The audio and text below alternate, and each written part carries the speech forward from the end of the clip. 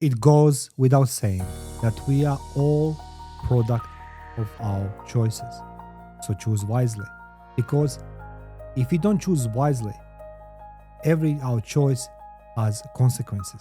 They can be positive or they can be negative. Sometimes when we choose to do some type of work, consequences can be very, very deadly. And in my line of work, death is never random. It's evidence. Whether it's happened on a battlefield, in a boardroom, or perhaps inside a prison cell. Every death tells a story.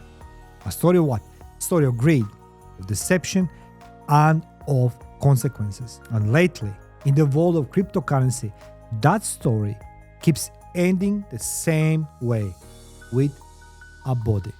Over the last decade, I analyzed hundreds of frauds, corporate, political, and digital, from the fog of war to the chaos of boardrooms.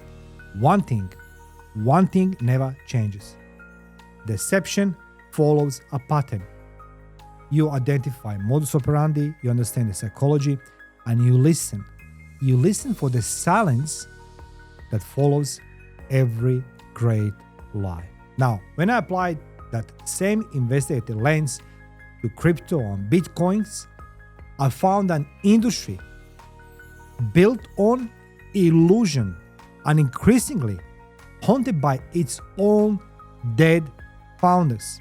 But how they call themselves? When you're watching TV, when you're watching the news, when you're watching the social media, when you're watching all these people who are advising you to change your hard-earned cash into the gold and silver, buy bitcoins, go into crypto, guys, how they call these founders of the cryptocurrency? They call themselves innovators, visionaries, revolutionaries.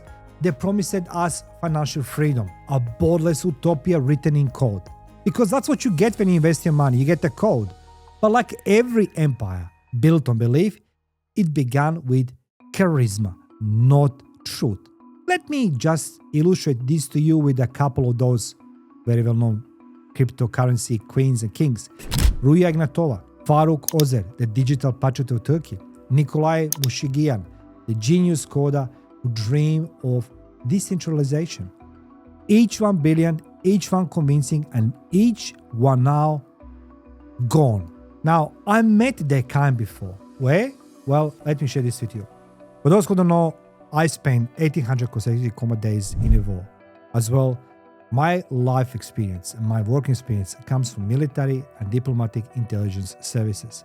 So where I met those kind before? Well, I met them in interrogation rooms, in espionage cases. People who'd sell a lie so perfectly, they start believing themselves. Well, they didn't build systems, they built cults. That's correct. Something was called HODL.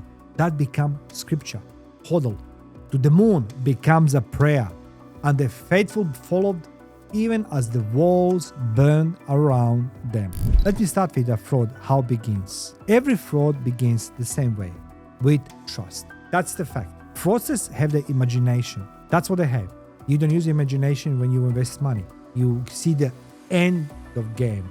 I'm going to make the money. I'm going to have a better retirement. I'm going to buy the better car. I'm going to divorce my wife. I'm going to marry somebody else. And the list goes on. Fraudsters have imagination. They know how to approach you. They are mastered in deception. So what they need to build is a trust. So first come the assessment. They find the vulnerable. Not the poor, but the hopeful. So guys, next time when you go on all these events, where the public speakers are promising you no investment needed. You don't need a school. You don't need to sleep. You don't need nothing. No 9 to 5. Look at it. You can make it hundreds of thousands of dollars per day, per night. Bullshit. It doesn't work that way. I'm the business owner. Nobody can make it money overnight. On the same token, I want to share with you something what's called the fact. 0.02% people in crypto and Bitcoin are millionaires. Do you know who those they are? Those who started crypto and Bitcoins.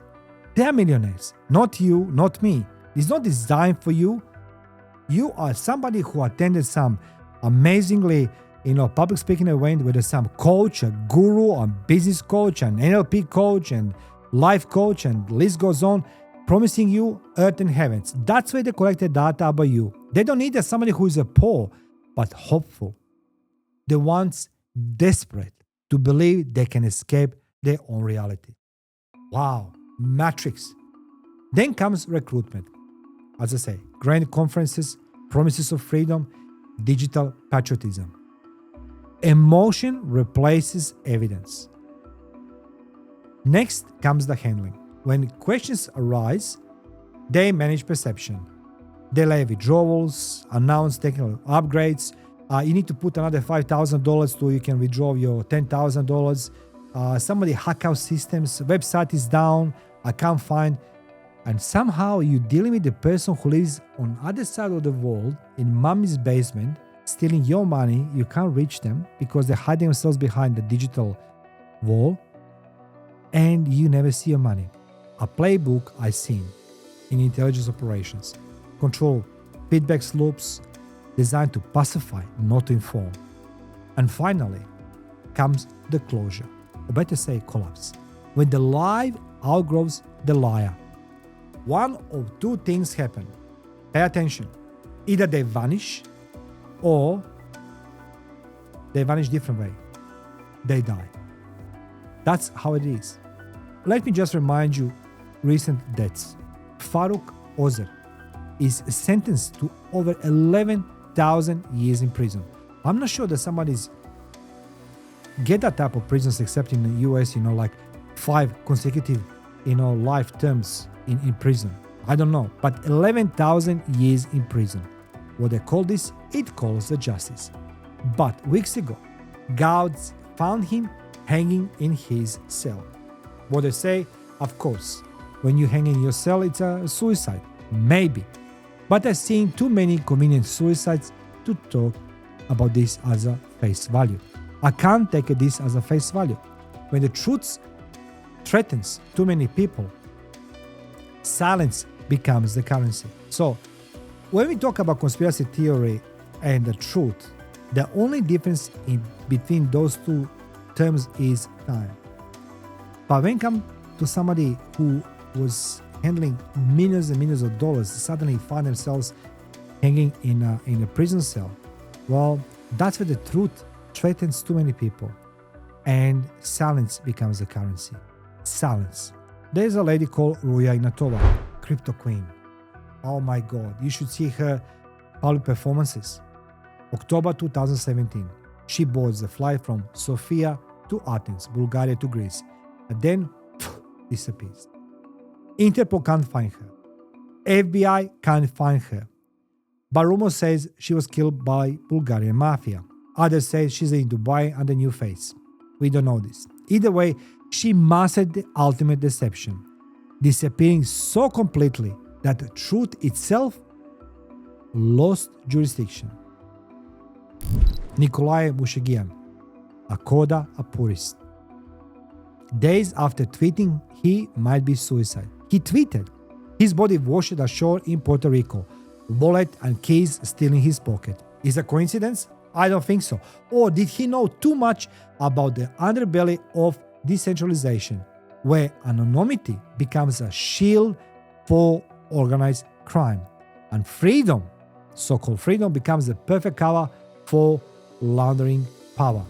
For those who watch or maybe didn't watch the series Viking, there was a great sentence. I used this on my essays at university.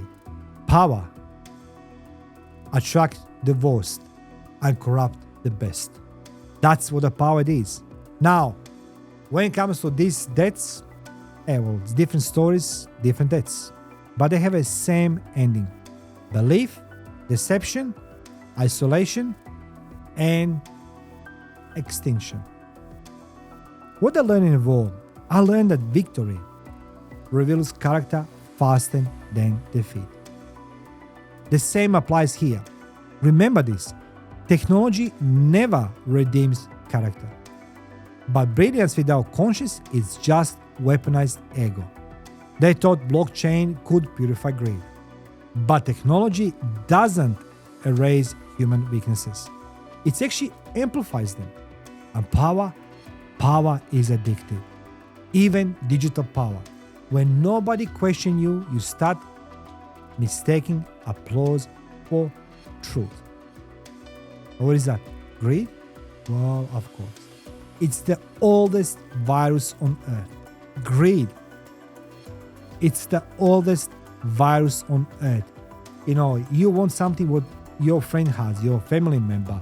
Somebody wants what you have. It's that greed, more and more and more and more. How I can amass more and be more seen, be more heard, be more known if I don't have all that money, the dimes and golds, whatever they want to call. Crypto just found a faster way to spread it. And remember this, every lie creates a debt to truth. I remember in the military when I was in war, that debt was paid in blood. In crypto, it's paid in bankruptcy, lawsuits, and bodies. They promised a new world, a decentralized paradise beyond corruption. But the only one thing decentralized was accountability. These founders didn't die because of technology. They died because of psychology, because the same greed that built the empires also buried them. Faruk, Ruja, Nikolai, and many others. Their names once echoed with applause. You remember when I told you during this podcast, when you see all these wunderkids, all these entrepreneurs without education, without school, without anything and nothing, suddenly become so prominent on stages with politicians. They're talking about businesses, how to invest, how to run your life, what undies you to wear. Nobody asks themselves, how these people come so quickly, out of nowhere, become so popular. But everybody applaud them. Now they echo in autopsy reports and FBI posters. The blockchain may remember their transactions, but remember this, history remembers their consequences. In intelligence, we had saying, truth is patient. It waits. It doesn't chase. It simply observes until it collects its debt. And maybe that's a real story here. Not crypto, not coins, but human nature. Because in every age, from trenches to trading floors, the battlefield remains the same. Ego versus ethics, greed versus truth. And truth always wins the war. So next time someone promises you digital salvation, remember this. The blockchain might be unbreakable, but the human behind never is. Never is. I'm Mario Bekes, and this is Life the Battlefield, where we don't just expose scams, we decode deception. So guys, stay alert, stay curious, and remember, in a world of invisible empires, truth is your only defense. Thank you for watching. Feel free to subscribe, share, like, and comment.